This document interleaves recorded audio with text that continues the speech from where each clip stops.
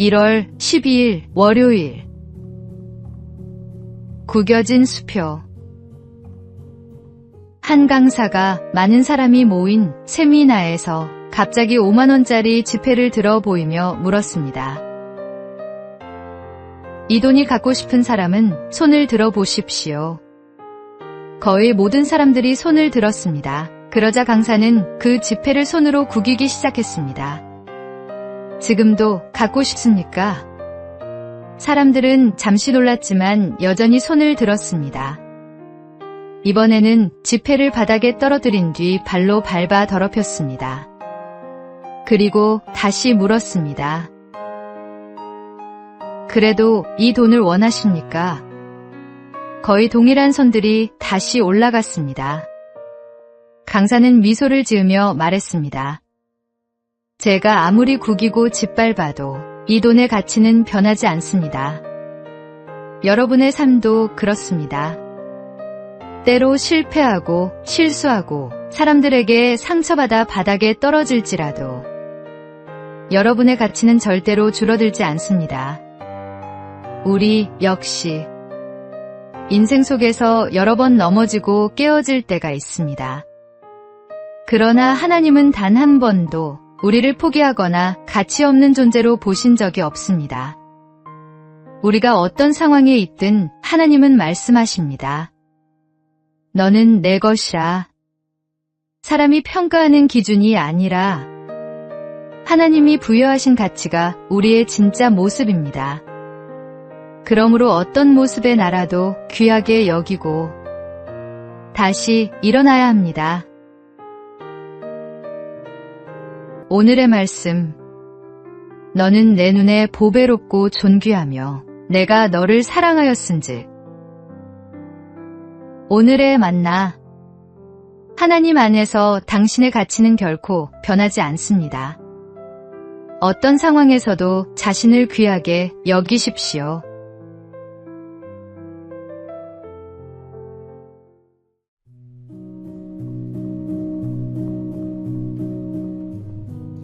(1월 13일) 화요일. 두 그루의 나무. 한 동산에 두 그루의 나무가 있었습니다. 하나는 키도 크고 가지도 무성했지만 다른 하나는 작고 연약했습니다. 작은 나무는 자신이 자라지 못하는 이유를 큰 나무 탓으로 돌리며 늘 불평했습니다. 나무 때문에 햇빛이 안 들어. 저 나무만 없다면 나도 잘 클 텐데. 어느 날 나무꾼이 동산을 지나가자 작은 나무는 속삭였습니다. 아저씨, 저 옆에 있는 큰 나무를 베어가세요. 정말 좋을 거예요. 나무꾼은 그 말에 큰 나무를 베어갔고 작은 나무는 기뻐했습니다. 그러나 기쁨은 오래가지 않았습니다. 그늘이 되어주고 바람을 막아주던 큰 나무가 사라지자 뜨거운 햇빛과 거센 바람이 그대로 작은 나무를 덮쳤고 곧 그는 쓰러지고 말았습니다. 우리 삶에도 이런 착각이 있습니다. 누군가의 존재가 부담스럽게 느껴질 때가 있지만 알고 보면 그 사람이 우리를 보호하는 바람막이였다는 사실을 나중에서야 깨닫습니다. 예수님은 우리의 연약함을 아시는 분이며 곁에서 지켜주는 든든한 큰 나무와 같은 분입니다. 그분이 계시기에 우리는 쓰러지지 않고 그늘 아래서 다시 힘을 얻습니다. 오늘의 말씀. 여호와가 너를 항상 인도하여 메마른 곳에서도 내 영혼을 만족하게 하며 내 뼈를 견고하게 하리니. 오늘의 만나. 주님께서 우리를 지키시는 방법은 때로 우리가 이해하지 못할 수 있습니다. 그러나 그분은 가장 좋은 방법으로 우리를 보호하십니다.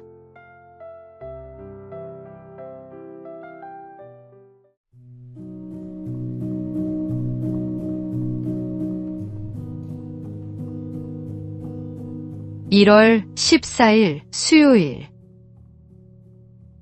오팔의 비밀. 한 보석 가게에서 있었던 일입니다. 손님 한 사람이 진열된 보석을 둘러보다가 한 보석을 가리키며 의아해했습니다.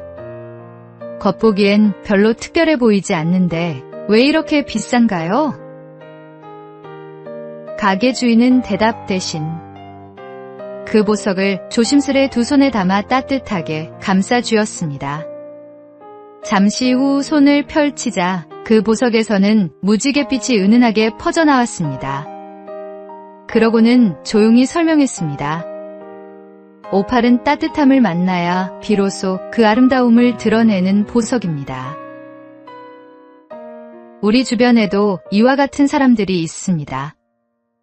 따뜻한 마음을 기다리며 잠시 빛을 숨기고 있는 이들. 관심과 배려를 만나야 진가를 드러내는 귀한 존재들 말입니다. 혹시 우리는 차가운 눈빛과 바쁜 걸음으로 그들을 스쳐 지나고 있지는 않을까요? 오늘 하루 누군가를 보석처럼 빛나게 해보면 어떨까요? 거창할 필요도 없습니다. 따뜻한 한마디, 이해하는 눈길, 조용한 격려 한 번이면 충분합니다. 우리의 온기가 닿는 순간 그 사람 안에 숨겨진 빛이 놀랍도록 아름답게 드러날 것입니다. 오늘의 말씀, 새 계명을 너희에게 주노니 서로 사랑하라. 내가 너희를 사랑한 것 같이 너희도 서로 사랑하라. 오늘의 만나, 오늘 누군가에게 따뜻한 온기를 전하십시오. 당신의 사랑이 누군가를 빛나게 할 것입니다.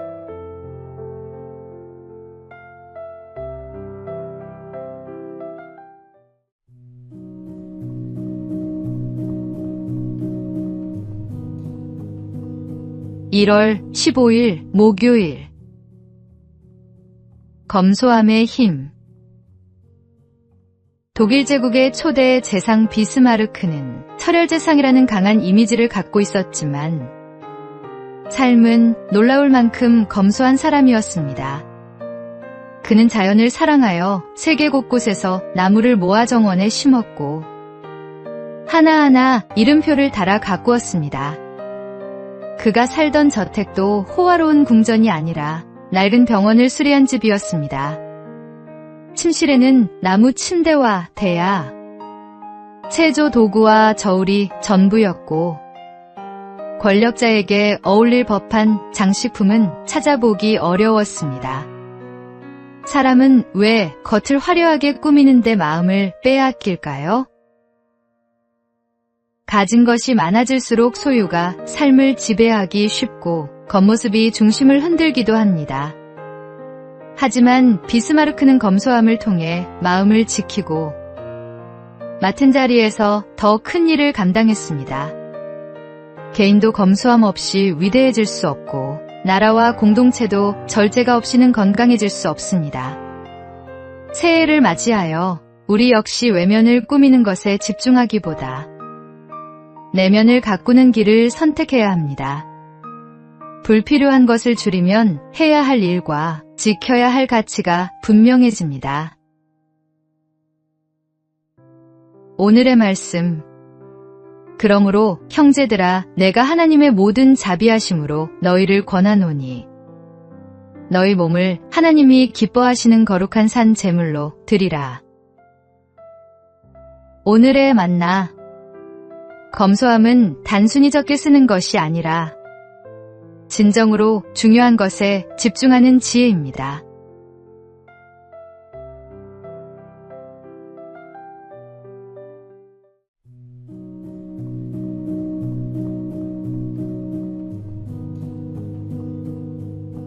(1월 16일) 금요일. 익숙함을 놓아라. 심리학에는 고착 상태라는 용어가 있습니다. 어린 시절의 습관이나 감정에 머무르며 그 안에서 안정감을 찾는 현상입니다. 찰스 슐츠의 만화 피너츠에 나오는 라이너스가 좋은 예입니다. 그는 늘 낡은 담요를 들고 다니며 담요가 있어야 마음이 편안하다고 말합니다. 누군가 왜 버리지 못하느냐고 묻자 그는 담담히 크면 이걸로 멋진 운동복을 만들 거예요 라고 답합니다. 익숙함을 놓지 못하는 모습은 우리 안에도 있습니다. 하지만 병아리는 다시 껍질 속으로 들어가지 않고 나비는 누에고치로 돌아가지 않듯 성장은 늘 새로운 공간에서 이루어집니다. 예수님도 무덤에서 다시 돌아가신 적이 없듯이 하나님은 우리를 변화의 자리로 부르십니다. 새해를 향해 다짐했음에도 며칠 만에 예전 습관으로 돌아가는 모습을 발견한다면 우리는 여전히 고착의 틀 속에 머물러 있는 것일지도 모릅니다. 새로워지기를 원한다면 익숙함을 붙잡던 손을 먼저 펴야 합니다. 고착 상태를 벗어나 날마다 새로움을 선택할 때 하나님께서 준비하신 변화와 희망이 열립니다. 오늘의 말씀. 그런즉 누구든지 그리스도 안에 있으면 새로운 피조물이라. 이전 것은 지나갔으니 보라 새 것이 되었도다. 오늘의 만나. 익숙한 옛것을 내려놓고 하나님께서 주시는 새로움을 받아들이십시오. 진정한 변화는 거기서 시작됩니다.